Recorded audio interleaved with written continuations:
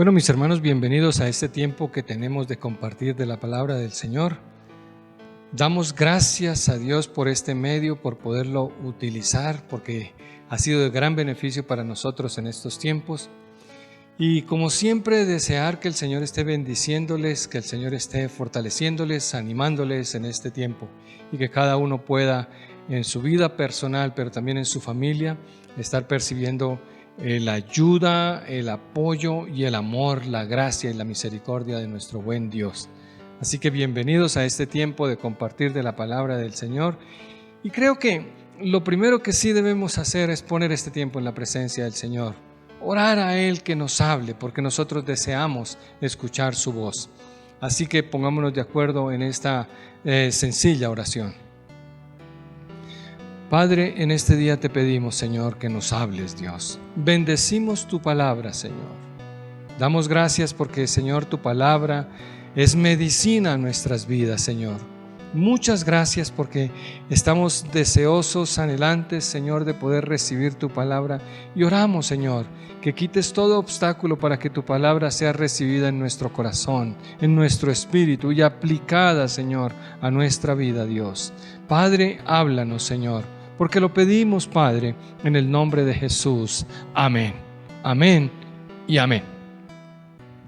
Bueno, mis hermanos, yo creo que todos nosotros esperamos algo de Dios. Todos nosotros tenemos expectativas de Dios. Esperamos su ayuda, esperamos que nos prospere, esperamos su protección, esperamos que nos sane.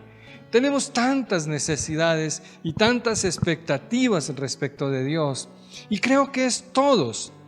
Pero no todos, realmente creo que desafortunadamente solo algunos pues sí están como interesados, como preocupados en conocer lo que Dios espera de nosotros.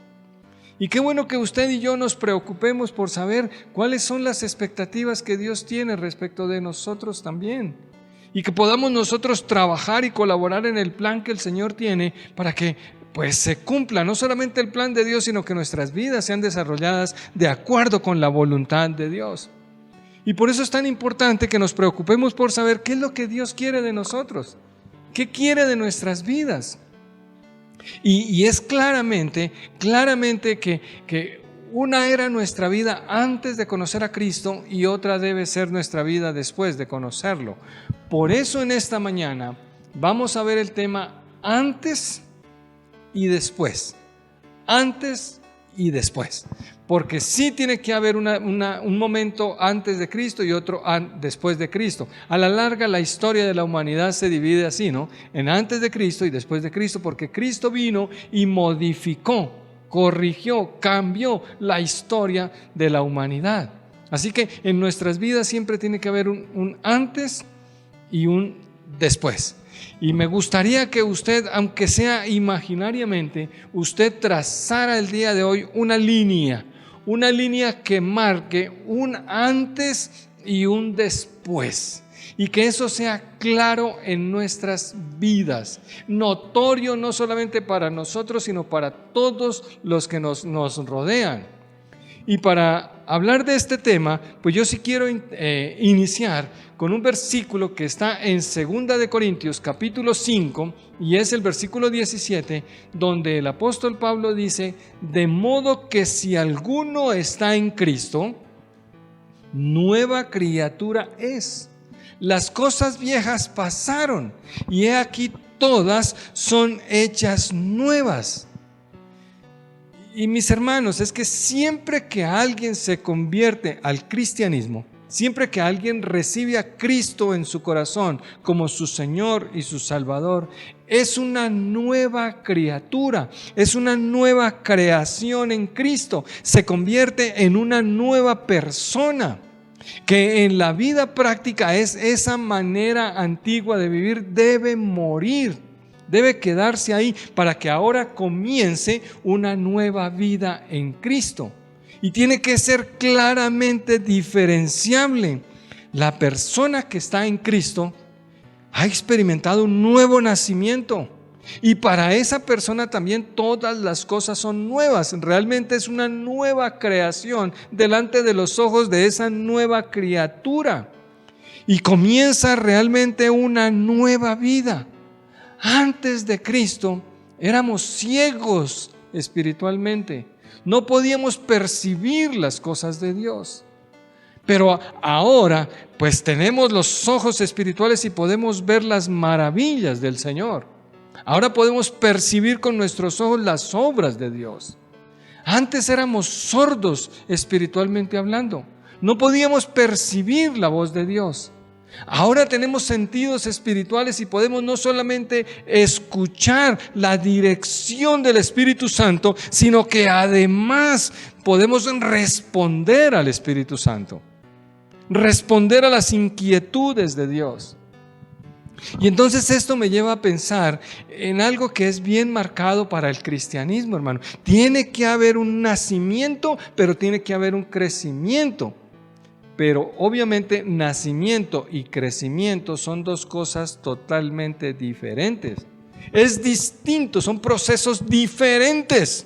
Son momentos diferentes. Cuando Jesús nos salva, pues nuestro espíritu inmediatamente es hecho nuevo.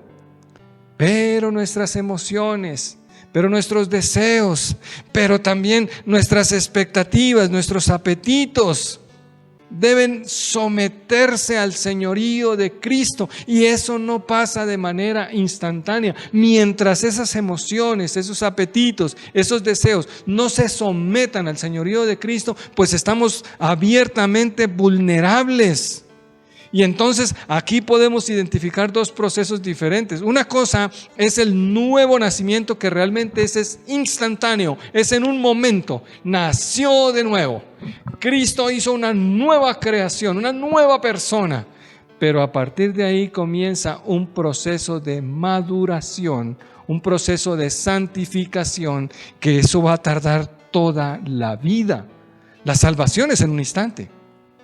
Pero la santificación, pero la madurez del cristiano, eso va a tardar toda una vida. Eso va a ser trabajo de toda una vida. Ahora, en el capítulo 4 del libro de los Efesios, pues Pablo toca el tema, ¿cierto? Pablo habla de esto, la relación que nosotros tenemos con el mundo, con las circunstancias que nos rodean. Y Pablo pues habla ahí en ese mundo donde vamos a encontrar tentaciones, donde vamos a encontrar pues gente que no nos ayuda, pero ya estamos en Cristo, ya nacimos de nuevo y ahora necesitamos perfeccionar ese carácter. Y realmente uno diría, pero ¿por qué no salimos de este mundo? Bueno, porque usted y yo en este mundo tenemos una tarea. Nosotros somos sal y somos luz a este mundo. Jesús mismo en su oración, cuando oró por usted y por mí, Él dijo: Padre, no te pido que los saques del mundo, te pido que los guardes del mal. Es aquí donde nosotros tenemos que mostrar las virtudes de aquel que nos llamó de las tinieblas a su luz admirable. Es aquí donde tenemos que experimentar y demostrar nuestro cristianismo.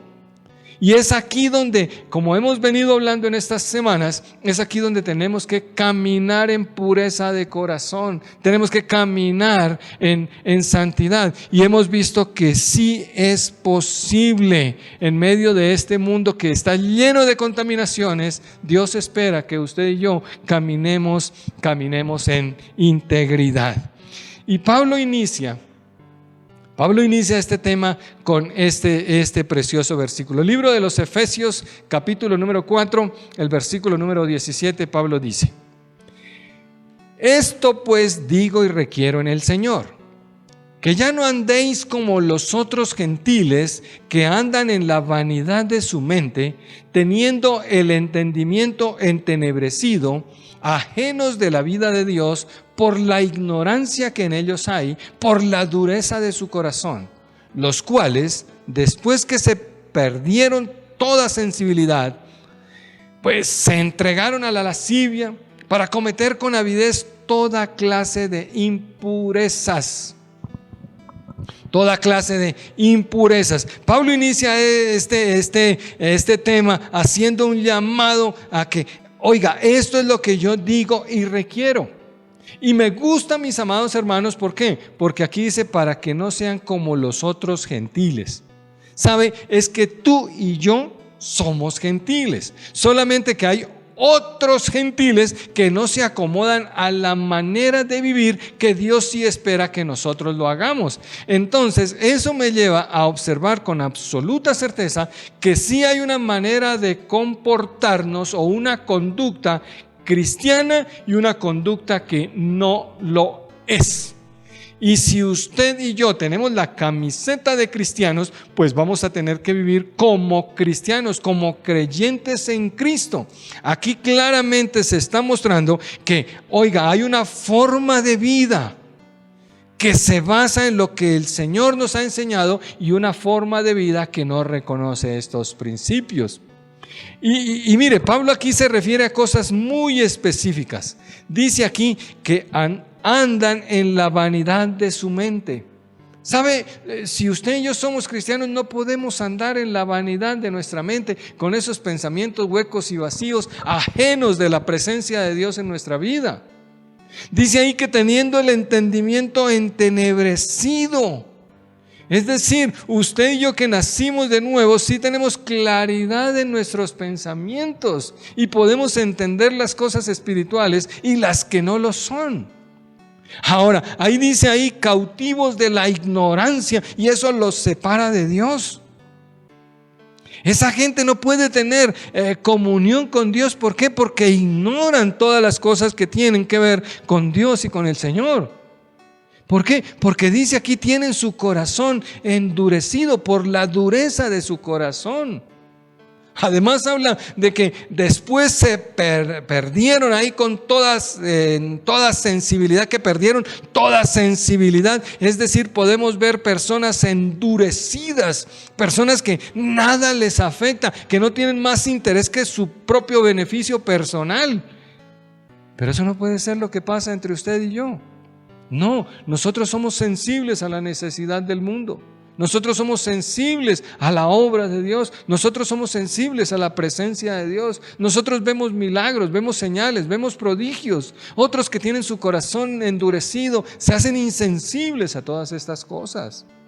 Y por eso dice ahí que se entregaron a la lascivia para cometer con avidez toda clase de impurezas. Entonces sí podemos ver que los otros cristianos, aquellos que no conocen a Cristo, entonces sí viven en una cantidad de impurezas. Se entregaron, dice aquí, a toda clase de impurezas. Y pues el énfasis que este pasaje nos enseña es que sí hay una forma de andar, un estilo de vida, una conducta específica propia de los incrédulos y una conducta específica propia de los creyentes. Y Pablo pone esto en la metáfora de quitar un vestido y poner un vestido. Pablo pone ahí la metáfora de una vestimenta que pertenece a nuestra vida pasada y que nada tiene que ver con esta vestimenta que tenemos que tener hoy día. Hay una manera de vestir de los incrédulos y hay una manera de vestir de los creyentes. Hay una camiseta que nosotros sí tenemos que lucir. Ahora, mis hermanos, pues entonces, ¿cuál debería ser o cuál debe ser la conducta que nosotros tenemos que asumir? Porque yo creo que de eso es de lo que se trata lo que estamos estudiando en estos días. En la conducta que usted y yo como creyentes debemos observar. Y bueno, Pablo responde a esa pregunta con el versículo número 22. Pablo responde ahí en el libro de Efesios, capítulo número 4, el versículo 22 dice: en cuanto a la pasada manera de vivir, despojaos del viejo hombre que está viciado conforme a los deseos engañosos, y renovaos en el espíritu de vuestra mente, y vestíos del nuevo hombre creado según Dios en la justicia y la santidad de la verdad. Entonces, fijémonos claramente que aquí Pablo, al responder, él nos habla de la necesidad de despojarnos. Tenemos que quitarnos esa vieja ropa. ¿Por qué? Porque esa vieja ropa estaba contaminada. Estaba conforme a los deseos engañosos. de este mundo. Lo primero que el cristiano tiene que entender es que entre tanto que no nos despojemos de esa vestimenta antigua, pues no nos podemos poner un vestido nuevo. Nadie se levanta de la cama con la pijama y se pone el traje encima. No, toca quitarnos la pijama. Nadie va a hacer deporte y viene y se pone la corbata y la camisa encima de la camiseta sudada. Creo que no. Necesitamos primero despojarnos de esa vieja ropa. ¿Y para qué? Para ponernos una nueva ropa. Y a eso es a lo que nosotros le llamamos principios cristianos. ¿Y cómo se hacen? Por el mecanismo del reemplazo. Tenemos que aprender a reemplazar, a quitarnos una ropa, a despojarnos de una vestimenta, pero a ponernos una vestimenta nueva. Lo que éramos ya no podemos seguir siendo. A la larga, hay pasajes tan interesantes en este tema como Romanos capítulo número 6, ¿qué pues diremos? ¿Seguiremos pecando? De ninguna manera, porque si hemos muerto al pecado, ¿cómo vamos a vivir nuevamente en él? No, es que no se puede. Tenemos una vida que dejar, tenemos una vida que cambiar para reemplazarla por una nueva vida. Dice por allá en el libro de Gálatas, dice que, oiga, que ya no vivo yo, sino que Cristo vive en mí, y que lo que vivo en la carne lo vivo en la fe del Hijo de Dios que me amó y se entregó por mí. O sea, ya no tengo nada que ver con ese viejo hombre, con esa vieja ropa, la tengo que despojar. Ahora, lo que más nos interesa, pienso yo, por la práctica, es ¿cómo hago yo eso? ¿Cómo reemplazo yo eso? Bueno, creo que Pablo era bastante dotado como maestro, y entonces él nos va de una manera muy didáctica a decir qué es lo que nosotros sí necesitamos irnos despojando para ir reemplazando por otra cosa totalmente diferente. En la pasada manera de vivir teníamos unas formas, ahora necesitamos tener otras. Y lo primero que vamos a encontrar aquí en este proceso didáctico de Pablo realmente es que tenemos que cambiar primero la mentira por la verdad. La mentira por la verdad. En la pasada manera de vivir, ¿usábamos la mentira? Creo que sí. Bueno, en el tiempo como creyente, ahora nuevamente en Cristo, creado nuevamente en Cristo, pues ya no se vale que digas mentiras. No deberías hacerlo. Pero no solamente no deberías decir mentiras, es que debes decir la verdad.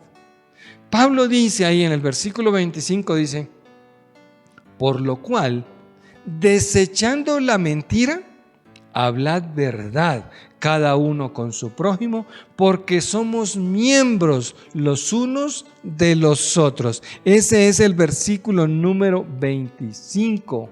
Hermano mío, la verdad debe ser nuestro estandarte. A la larga, el Señor Jesucristo dijo, yo soy el camino, la verdad y la vida. La verdad es la que debe estar en nosotros. La verdad es la que se debe hablar en la iglesia y desde la iglesia. Porque Pablo, por allí en 1 Timoteo capítulo número 3, versículo 15, dice que la iglesia es columna y baluarte de la verdad. De manera que aquella persona que está en Cristo tiene que caminar en la verdad. Tiene que decir la verdad. Y según Efesios, pues somos miembros de un cuerpo. Eso implica que no podemos mentirnos los unos a los otros. Eso implica que tenemos que hablarnos la verdad los unos a los otros, porque la mentira hace mucho daño entre nosotros. Hermano mío, ¿cómo puede ser que si somos un cuerpo, piensa en esto, ¿qué tal si los ojos le mienten a los pies? ¿No nos caemos? Y se cae todo el cuerpito. ¿Qué tal, hermano mío, si la mente le miente a la boca y no decimos cosas que no son? Necesitamos decirnos la verdad. Si el ojo no dice la verdad, voy a dar un paso aquí y me voy a pegar un porrazo, me voy a caer. Entonces, hermanos míos, necesitamos decirnos la verdad entre nosotros. Y somos un cuerpo, y si no decimos la verdad, pues nos hacemos daño los unos a los otros. Y yo pienso en que qué tal que los ojos nos mintieran, ¿no? ¿Qué tal que los ojos, frente a un peligro, los ojos se hicieran los que no ven? Y bueno, qué gran daño que eso nos causaría. Y miren, hermanos míos, miren, dice por allí en el libro de Juan, capítulo número 8, palabras del Señor Jesucristo. Juan capítulo 8, versículo 44, dice: vosotros sois de vuestro padre el diablo. Qué duro, ¿no es cierto? Y los deseos de vuestro padre queréis hacer. Él ha sido homicida desde el principio y no ha permanecido en la verdad, porque no hay verdad en él. Cuando habla mentira, de lo suyo habla, porque es mentiroso y padre de la mentira. Yo no sé si tú alguna vez habías valorado o por lo menos reflexionado sobre esta escritura. Hablar mentira es ser hijo del diablo. Es decir, es ser parecido, hacer los deseos de lo que el diablo sí quiere. Es la voluntad del diablo que estamos apoyando cada vez que nosotros estamos diciendo mentiras entre nosotros. Cada vez que usamos la mentira, estamos usando armas y elementos que utiliza el enemigo, no el Señor. Dios quiere que usted y yo hablemos la verdad. La verdad. La mentira es algo que tenemos que reemplazar por la verdad. Y si decir la verdad nos va a costar, pues hermano, somos creyentes. Tenemos que hacer la voluntad de Dios. Eso es lo que Dios quiere que nosotros cambiemos. Eso es lo que Dios espera que nosotros hagamos. Dios espera que la mentira desaparezca de su pueblo, que no haya mentira en medio de nosotros, porque no puede haberlo. La naturaleza de Dios es verdad. Es la naturaleza de Dios. Y de la misma manera como es la naturaleza del diablo, dice aquí, pues la mentira. Entonces, ¿a qué naturaleza es que nosotros le estamos jugando? Amado, ¿dice usted mentiras? Bueno, es una conducta que toca reemplazar por la verdad. Y eso fue elevado al nivel de mandamiento. No mentirás. No mentirás. Y mira que ese es un mandamiento y no hay atenuantes, no hay circunstancias, no hay motivaciones, no hay intereses. Sencillamente no mentirás. Eso es lo que dice la Escritura. No mentirás. Así que, amado hermano, ¿qué es la voluntad de Dios? Que no digas mentiras. Si eres creyente, si eres cristiano, si naciste de nuevo, no tienes por qué decir mentiras. Número dos, Pablo nos dice que necesitamos reemplazar la ira por la misericordia. La ira por la misericordia. Ahí dice el versículo 26 y 27. Versículo 26 y 27 dice: airaos, pero no pequéis. No se ponga el sol sobre vuestro enojo, ni deis lugar al diablo. Airaos, pero no pequéis. Hermano mío, eso nos habla de que como creyentes nosotros tenemos que aprender a controlar nuestro temperamento. Un cristiano que no controla su temperamento, un cristiano que no controla su genio, es un cristiano inmaduro, llevado por las emociones y susceptible de tremendas dificultades. Nosotros tenemos que reemplazar la ira, el enojo, por la misericordia.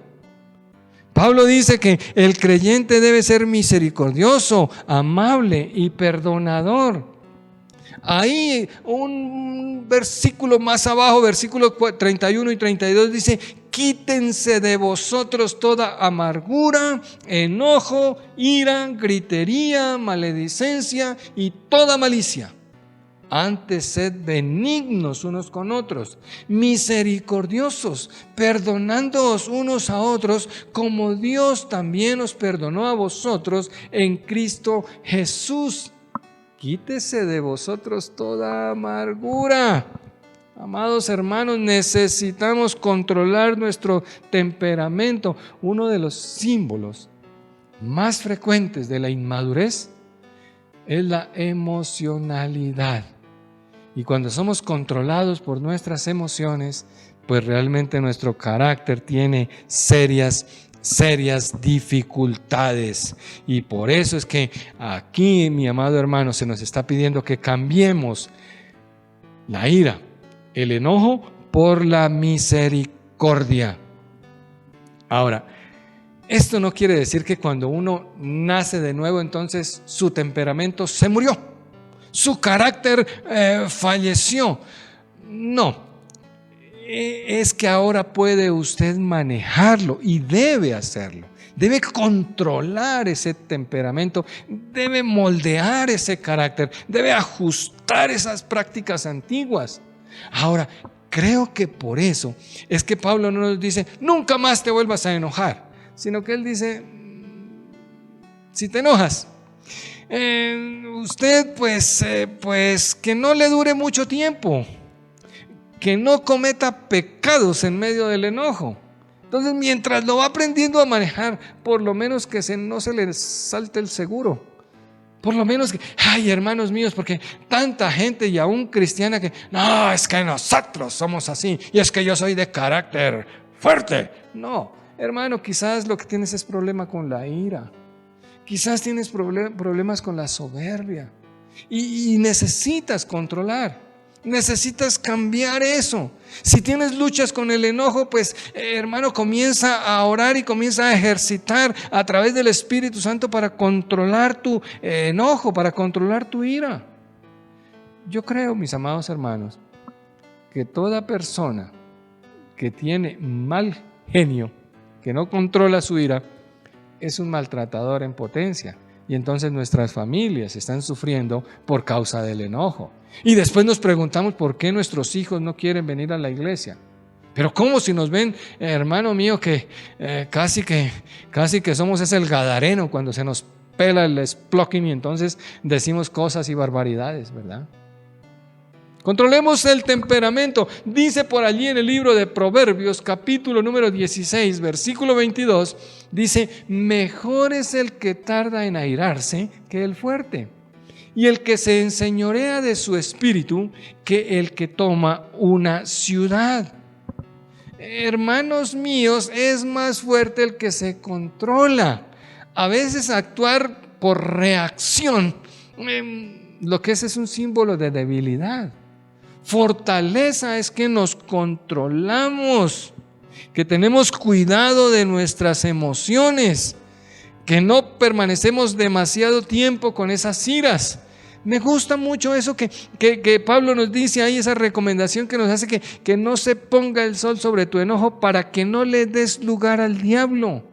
Y es que cuando nuestro enojo dura mucho tiempo, el diablo sí nos pone ideas y alimenta esa soberbia y alimenta esa ira y llena de razones y de motivaciones el corazón, y entonces ahora tenemos problemas mucho más grandes que los que teníamos al inicio de la ofensa. Ahora, pues si eres de carácter fuerte, como dicen algunos, pues yo creo que por eso es que Pablo dice que el enojo no debe tardar mucho tiempo. Hay algunos hermanos que están empezando en Cristo, algunos que su carácter verdaderamente, casi que la esposa es de gadareno. Pero hermanos míos, para que no les dé una úlcera a usted, pues entonces hay su enojo, pero váyalo controlando cada vez más.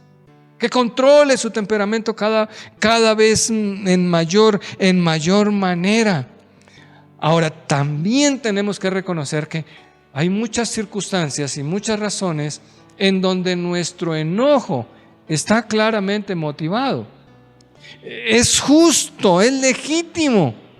Y pues muchas veces lo reprimimos y eso nos hace daño. Pero hermanos míos, cuando necesitamos, como el Señor Jesús en varios pasajes lo hizo, pues necesitó expresar una situación y de manera fuerte, consistente, pues hay que hacerlo.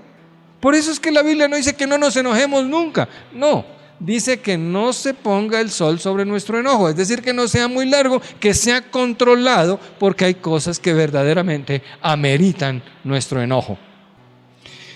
Controla tu temperamento. No seas tan irascible. Mira que las razones verdaderas para pelear en esta vida Son muy pocas. Son muy pocas, date cuenta de eso. Número 3. Pablo dice que reemplacemos el robo por el trabajo. El robo por el trabajo. Mire, si usted, hermano mío, perdóneme que se lo diga, pero le gusta robar, Pablo quiere que no lo haga más. Dios quiere que usted no lo haga más. ¿Y qué haga? Pues que trabaje. Dice ahí el versículo número 4, el versículo 28, dice: el que hurtaba, no hurte más, sino trabaje, haciendo con sus manos lo que es bueno, para que tenga que compartir con el que padece necesidad. Y mire que esto es muy interesante. El que hurtaba.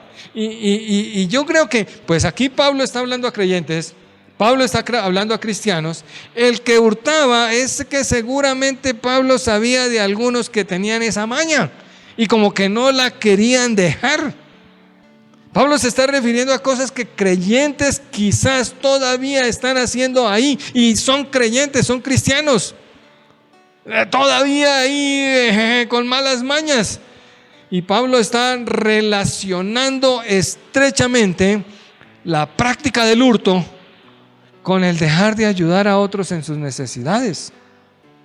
Y entonces pienso yo, mi amado hermano, que no solamente es que se debe dejar de robar, ni tampoco que se tenga que hacer restitución, sino que el principio cristiano es que establece que el hombre su dinero se lo gane honradamente.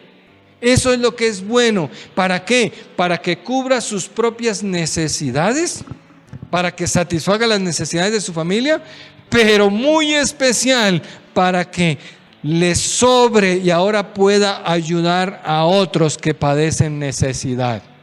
Esa es la idea. Y entonces a veces, hermano mío, solo para que lo pienses, pero a veces nosotros no somos ladrones, pero si no ayudamos a nadie, ¿no será que también, pudiéndolo hacer, no será que también estamos defraudando? ¿No será que también estamos hurtando? Piénsalo, el Señor está diciéndonos ahí que hay que cambiar el robo por el trabajo, es trabajar. Y sabe, eso de hacernos los locos con las necesidades que otros tienen, cuando nosotros podemos ayudar, pues realmente muy poco tiene relación con el cristianismo. Mira, hermano, que desde el libro de Deuteronomio, en el capítulo número 15, y me gustaría que tú allá en la casa le pegaras una buena leída al capítulo número 15 de Deuteronomio, porque allá hay un tema muy interesante. Voy a leerte solamente versículos 10 y 11, pero lee todo el capítulo para que te enteres. Allí dice: sin falta le darás. Se refiere a las personas que pasan necesidad. Dice: sin falta le darás, y no serás de mezquino corazón cuando les des, porque por ello te bendecirá Jehová tu Dios en todos tus hechos y en todo lo que emprendas. Porque no faltarán menesterosos en medio de la tierra. Por eso yo te mando diciendo: abrirás tu mano a tu hermano, al pobre y al menesteroso en tu tierra. Esto, hermanos míos, y está directamente relacionado con la bendición de Dios. Dios sí bendice a aquellos que abren la mano para ayudar al necesitado, para que no haya menesterosos, aun cuando ellos ya están ahí, para que podamos ejercitar nuestra generosidad. Necesitamos cubrir no solamente nuestras necesidades trabajando honestamente, porque es la única manera cristiana de conseguir el dinero, es trabajar honestamente, fuertemente, honestamente, pero también para que satisfagamos nuestras necesidades, pero para que podamos ayudar a otros. Eso es lo que Dios espera de nosotros, que digamos la verdad, que, hermanos míos, que nosotros pues usemos más la misericordia en lugar de ser tan irascibles, y que trabajemos honestamente. Bueno, número 4 que espera pues Dios, y a través de Pablo nos lo hace conocer, que quitemos de nuestra boca la grosería y la reemplacemos por palabras de edificación. Quitar la grosería y reemplazar por edificación. Quítese ese vestido grosero y vístase de edificador. Dice ahí el versículo 29 y el 30. Ninguna palabra corrompida salga de vuestra boca, sino la que sea buena para la necesaria edificación, a fin de dar gracia a los oyentes. Y no contristéis al Espíritu Santo de Dios, con el cual fuisteis sellados para el día de la redención. Dice, ninguna palabra corrompida salga de vuestra boca. Aquí Pablo, pues, habla de quitar esas palabras corrompidas. ¿Por qué? Porque cuando se hablan palabras corrompidas, entonces se está destruyendo, no edificando. Y Dios quiere que tú edifiques. Deja de usar palabras de muerte y trae palabras de vida. Y bueno, yo quisiera preguntar, ¿será que es pecado decir groserías? Pues yo creo que sí. Claramente que sí. Aquí dice, ninguna palabra corrompida salga de tu boca. Y las palabras corrompidas tienen que ver con maldecir, con decir groserías, con el lenguaje soez, con el lenguaje vulgar, con las truhanerías al hablar. Y la Biblia eso lo deja claro. Quítese de vuestra boca. Si tú eres cristiano, mi amado hermano, Dios espera que tu lenguaje refleje lo que hay en tu corazón, porque de eso es de lo que habla tu boca. ¿Qué es lo que hay ahí? La Biblia dice claramente que el hombre bueno de su buen corazón saca el buen tesoro. Saca el buen tesoro que está en su corazón. Pero el hombre malo, de lo malo que hay en su corazón, de eso es que saca. Hermanos míos, y me gusta mucho porque yo conozco del material que estamos hechos, me gusta mucho la nota que Pedro le pone a este tema. Si miras con detenimiento Primera de Pedro, capítulo 3, el versículo 10 dice, porque el que quiere amar la vida y ver días buenos, refrene su lengua del mal y sus labios no hablen engaño. ¿Quieres ver buenos días, mi querido hermano? ¿Quieres ver tiempos de prosperidad, tiempos de paz? Refrena tu lengua del mal. Es decir, deja las groserías, deja las truhanerías, deja las vulgaridades que solamente traen destrucción a la vida de las personas. Y en este tema, si quieres darte un paseíto por allí por el libro de Santiago, en el capítulo número 3, encontrarás que, oiga, Santiago resume el problema diciendo que nosotros con la misma boca no podemos bendecir a Dios y luego ir a decirle groserías a las otras personas, que a la larga son hechos a la imagen y semejanza de Dios. Que de una misma fuente no puede salir agua dulce y agua salada. No, Señor, no se puede. O somos o no somos, pero nuestra manera de hablar sí revela claramente de qué espíritu es que nosotros somos. Nuestra manera de hablar nos evidencia. No se puede pedir a la vid que broten higos, creo que es que dice la Escritura, ¿cierto? De pronto, hermanos míos, pues con nuestra manera de hablar, si estamos mirando, estamos mostrando lo que verdaderamente somos. Y aquí me gusta porque Pablo relaciona eso directamente con el Espíritu Santo. No contristéis al Espíritu Santo. ¿Sabes? Desde cuando tú recibiste al Señor Jesucristo en tu corazón, oiga, Dios vino a ser morada en ti, a vivir en ti. Y imagínate cómo se siente de triste el Espíritu Santo cuando escucha lo que tu boca está diciendo, las palabras de grueso calibre que estás utilizando. Les soy muy honesto y muy sincero, hermanos míos. A mí me duele ver unas niñas jovencitas todas ellas tan lindas y titinas, con unas vulgaridades, hermano, que le duele a uno el alma. Yo no sé, hermano, de dónde sacarán eso, esa lengua conectada con el infierno, y cómo tratan a las amigas y a los mismos amigos y al novio, y wow, hermanos míos, y decimos que somos creyentes. Ay, Señor, el Espíritu Santo es muy sensible a nuestra palabra, muy sensible a lo que nosotros estamos diciendo, y a veces lo contristamos, es decir, lo entristecemos con lo que nosotros estamos diciendo. Ay, hermanos míos, la Biblia dice que nosotros debemos más bien es buscar el fruto del Espíritu, que es amor, paz, gozo, benignidad, fe, mansedumbre, templanza, y apartarnos de las obras de la carne, que son griterías, groserías, enemistades, celos, pleitos, iras, contiendas. Esas cosas tenemos que deshacernos. Tenemos que ponernos el ropaje de creyentes. Hermano mío, que hablemos la verdad, que usemos la misericordia, que trabajemos, pero también que que nuestra palabra sea agradable, sazonadita con sal, para que le demos gusto a los que nos escuchan, que la gente le agrade escucharnos. Yo no creo que a las personas les agrade escuchar a una persona soez y grosera. Yo no creo. Y a veces, no, es que todo el mundo dice las groserías. Probablemente, pero tú no tienes por qué. Y nosotros que tenemos, Dios nos regaló una lengua, la lengua española tan rica. Oiga, ¿cuántas palabras podemos utilizar en lugar de referirnos de manera vulgar, soez? Piénsalo, hermano mío, y usa palabras que edifiquen.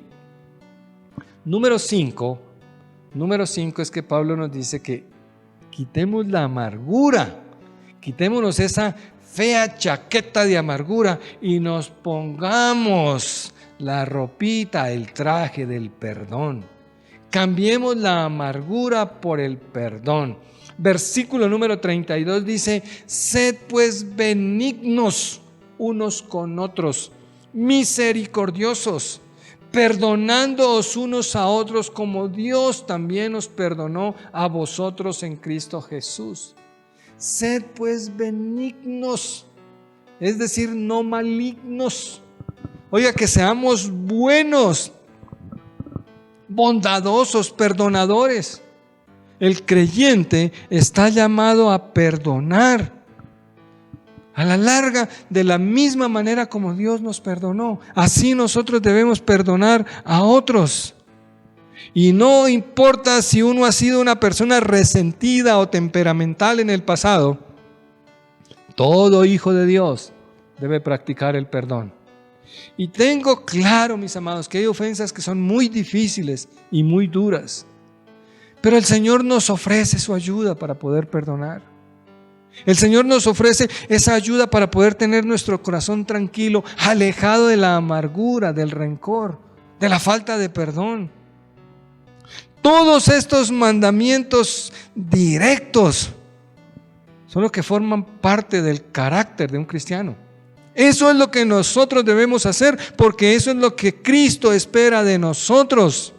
Eso es lo que el Señor está esperando de nosotros. Hemos sido llamados a hablar la verdad. Hemos sido llamados a trabajar, hemos sido llamados a usar la misericordia, a ser perdonadores, a edificar. Eso hemos sido llamados. Eso es lo que Dios espera de nosotros.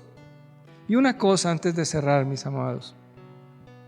Créanme, no hay ningún argumento, no hay ninguna justificación que nos permita a nosotros abandonar lo que nos corresponde hacer.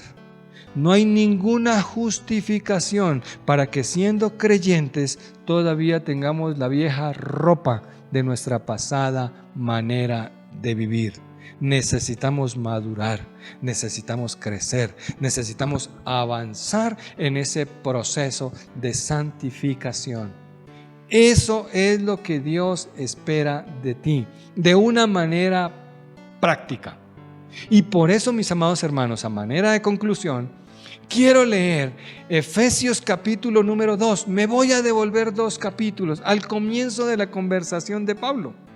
Porque allí en capítulo número 2, el versículo 19 dice: así que ya no sois extranjeros ni advenedizos, sino conciudadanos de los santos.